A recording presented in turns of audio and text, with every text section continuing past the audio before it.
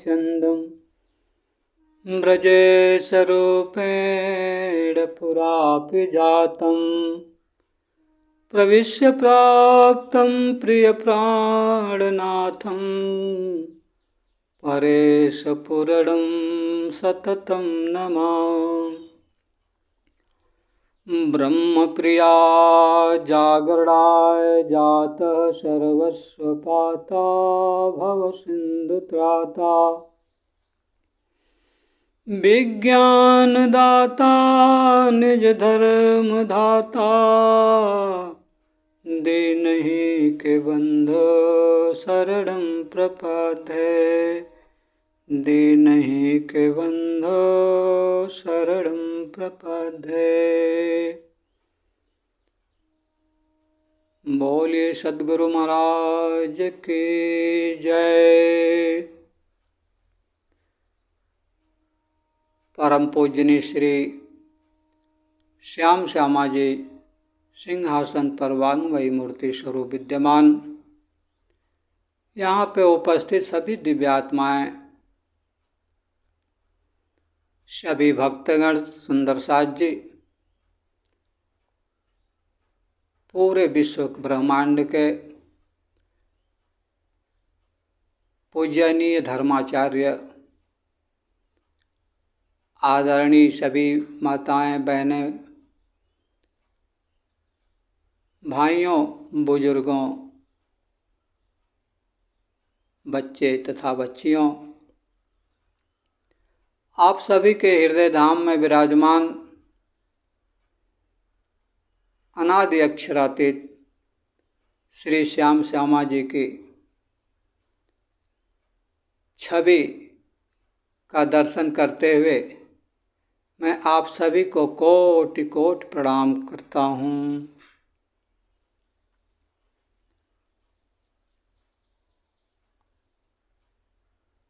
आज रविवार सत्संग का दिन है। प्रत्येक रविवार को दिन में 12 बजे से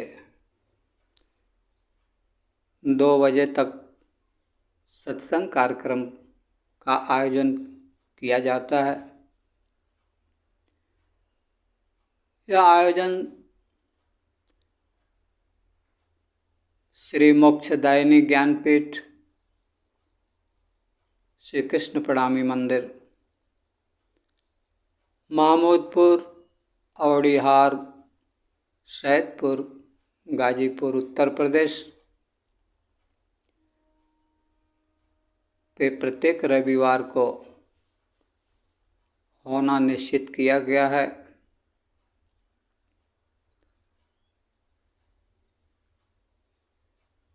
इस ज्ञानपीठ का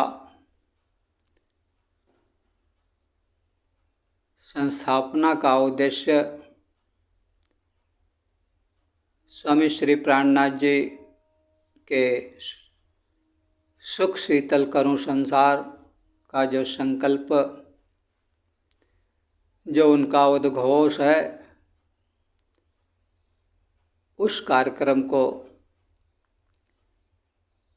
सुचारू रूप से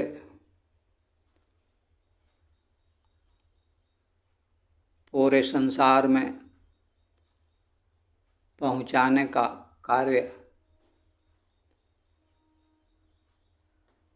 हो, इसके लिए इस ज्ञानपीठ की स्थापना की गई। इस ज्ञानपीठ का उद्देश्य सभी धर्मों के प्रति समभाव, सभी धर्मों का समन्वय,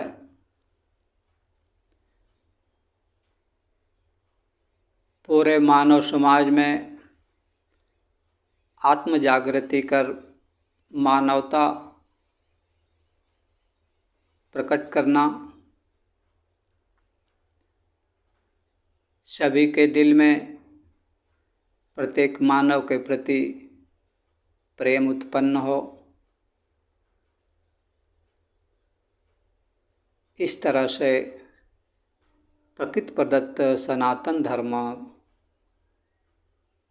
की रक्षा हो सके, यह प्रमुख उद्देश्य है। आज का कार्यक्रम निजानंद संप्रदाय श्री कृष्ण प्रणामी धर्म का जो साहित्य है,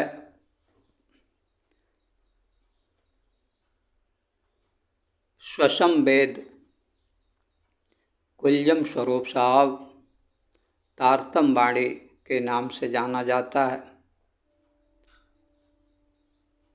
तो आज की चर्चा स्वसम वेद के किरंतन ग्रंथ से प्रारंभ होगी। किरंतन ग्रंथ का पहला प्रकरण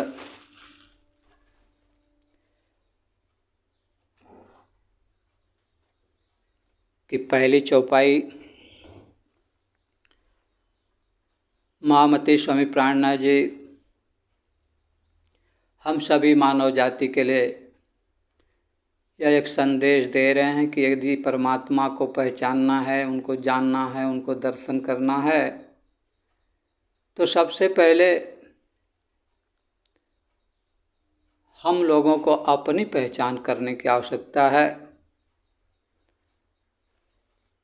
और चौपाई में कहते हैं, पहले आप पहचानो रे साधो, पहले आप पहचानो, बिना आप चिन्हे पार ब्रह्म को कौन कहे मैं जानो, कौन कहे मैं जानो। महामती स्वामी श्री प्राणनाथ जी कह रहे हैं कि हे साधुजन, हे समस्त विश्व ब्रह्मांड के मानव प्राणी, सबसे पहले अपने आप को पहचानो कि मैं कौन हूँ,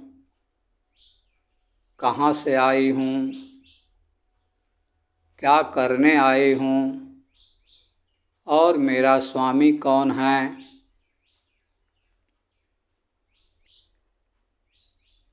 जब तक हमें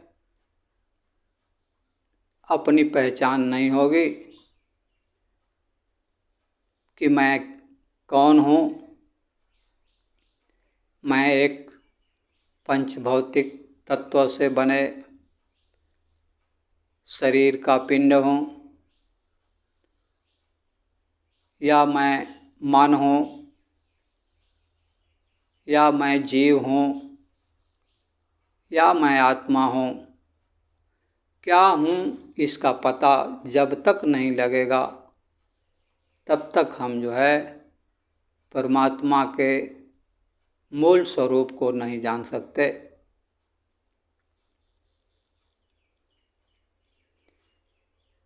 क्योंकि जब मुझे यानी हम लोगों को अपनी पहचान एक शरीर के रूप में होगी तो हम शरीर के लिए साधन ढूंढेंगे।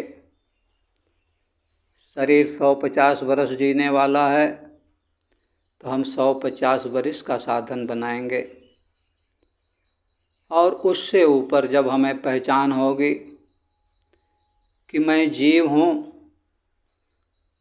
और जीव को कहा गया कि जीव जो है अविनाशी है, तो हम जीव के लिए अविनाशी स्थान का चुनाव करेंगे, खोज करेंगे। और यदि हमें यह पहचान हो जाए कि मैं जीव नहीं, मैं आत्मा हूँ, तब मैं आत्मा हूँ ऐसा मुझे अनुभव होगा, तब परमात्मा की खोज करेंगे। क्योंकि परमात्मा का अंश ही आत्मा है,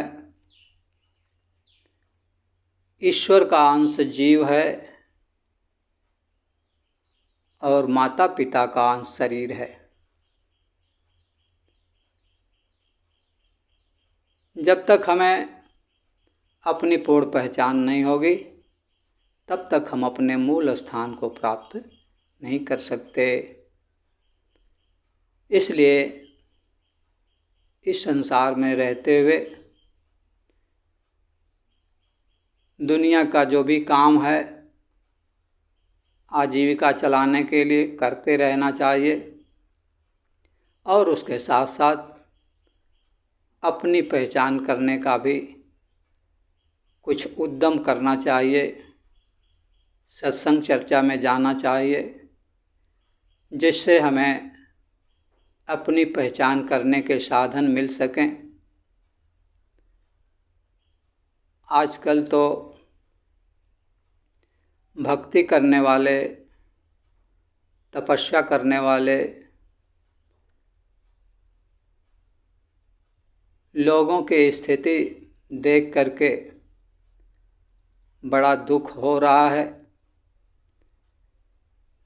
क्योंकि जो आज का दृश्य, इस समय का जो दृश्य समाज का बना हुआ है